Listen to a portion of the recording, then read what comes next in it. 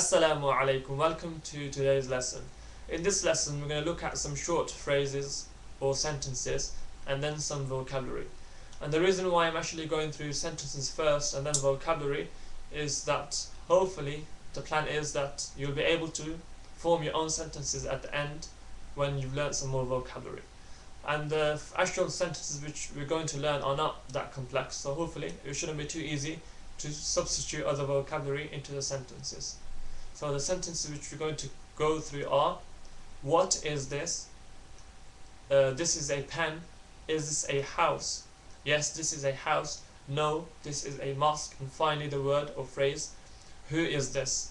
So for each sentence I'm going to say it in English, and then I'll try and say the Arabic slowly on the first two attempts, and then finally I'll say it fast, so at the average speed, so you get a feel for how the actual phrase will sound in real life. So the first sentence is, what is this? So ما هذا ما هذا ما هذا, what is this? The second sentence, this is a pen. This is a pen. هذا قلم هذا قلم هذا قلم. This is a pen. The next sentence, is this a house? Is this a house? أهذا بيت أهذا بيت أهذا بيت. Is this a house? The next sentence, yes, this is a house.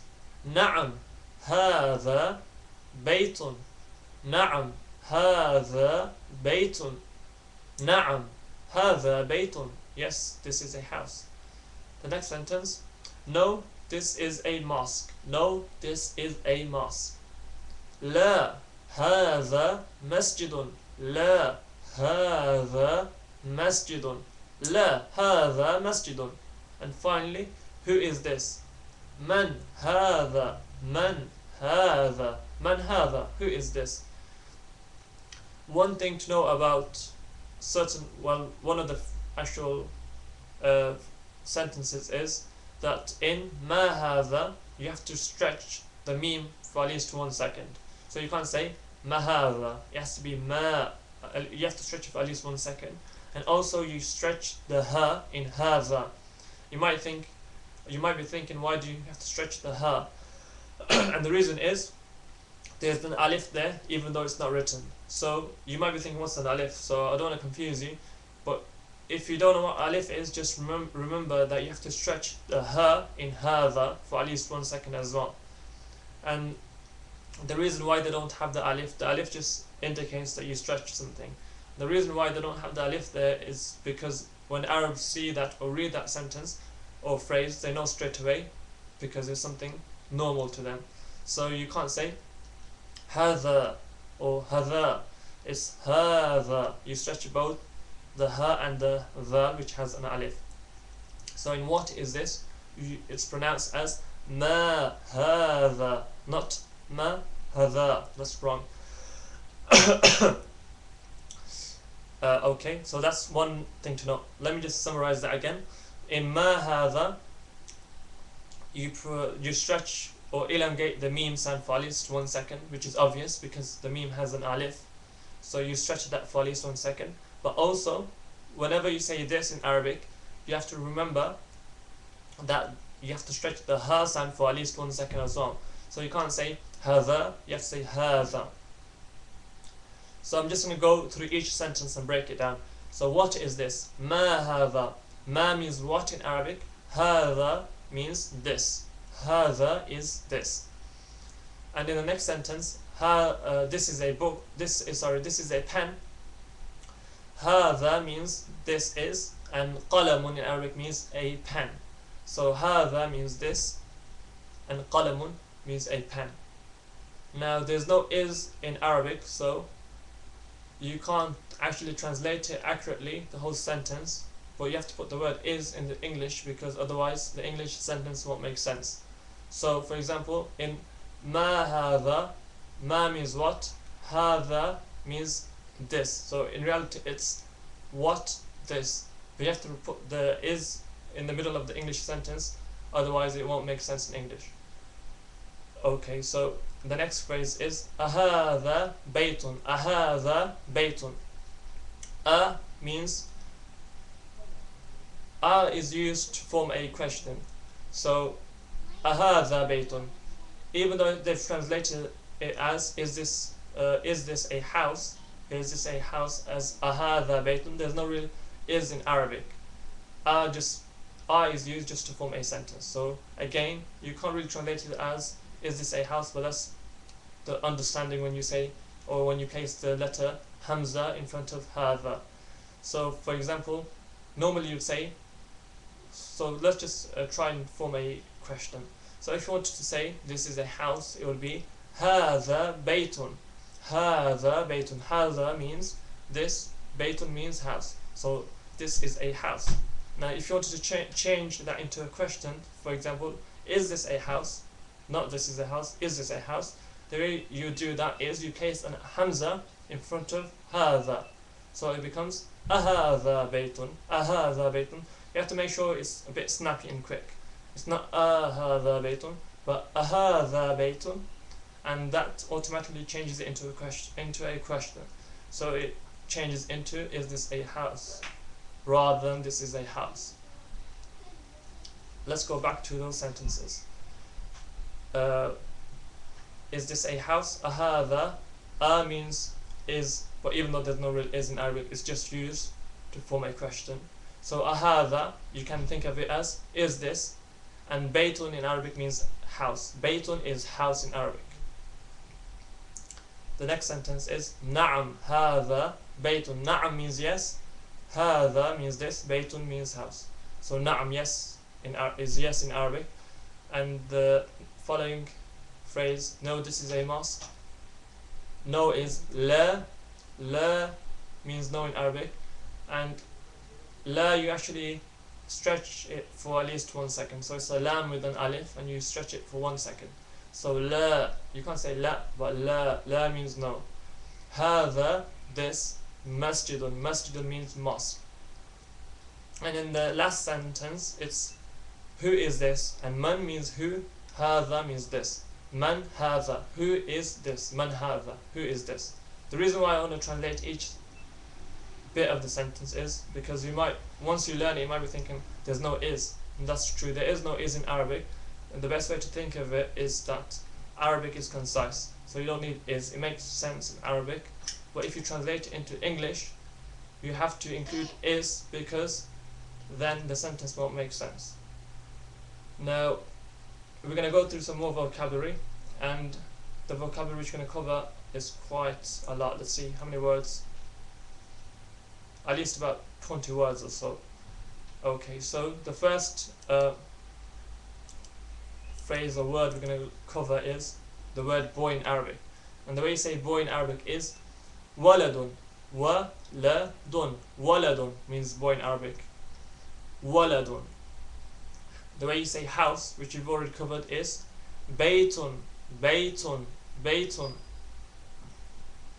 Student in Arabic is طالب. طالب. طالب. Again, you have to make sure that you stretch the طا sound for at least 1 second, sorry. طالب. طالب. Mosque is masjidun. Masjidun. Masjidun. Man in Arabic is رجل. رجل. رجل. رجل. Man. Door in Arabic is باب. باب. باب. A merchant in Arabic is تاجر. تاجر. تاجر. A book in Arabic is كتاب. كتاب. كتاب. A dog in Arabic is كلب. كلب. With this word you gotta be careful because it sounds very familiar to قلب. قلب and كلب sound very similar, and the only difference is that in dog the first letter is kaf, and in the phrase qalbun, the first letter is a qaf. Now kalbun means dog, and qalbun in Arabic means heart. So if you mispronounce this word, then it can change the meaning of the sentence completely from dog to heart. So in dog it's kalbun with a really light K sound, and in heart, which is qalbun, it's a Q sound. So kalbun means dog, kalbun. Pen in Arabic is qalamun, qalamun, qalamun.